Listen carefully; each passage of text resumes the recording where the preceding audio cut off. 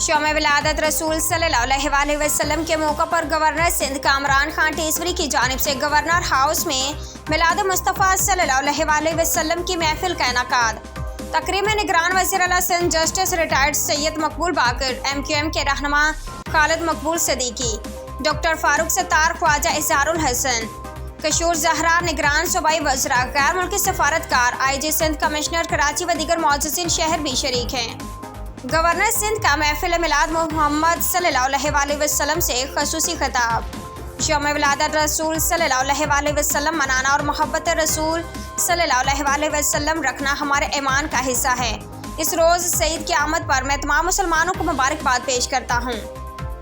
آج کے دن دنیا میں محبت بانٹنے کا دن ہے۔ یہ میری خوش نصیبی ہے کہ میری بحیثیت گورنر تعیناتی بھی اسی بابرکت دن ہوئی۔ حضرت محمد صلی اللہ علیہ وسلم سے سچی محبت کا تقاضا ہے کہ مذہبی رواداری اور فرقہ وارانہ ہم آہنگی کو فروغ دیا جائے۔ نبی صلی اللہ علیہ وسلم کی تعلیمات پر عمل پیرا ہو کر ہی دنیا کو امن کا گہوارہ بنایا جا سکتا ہے۔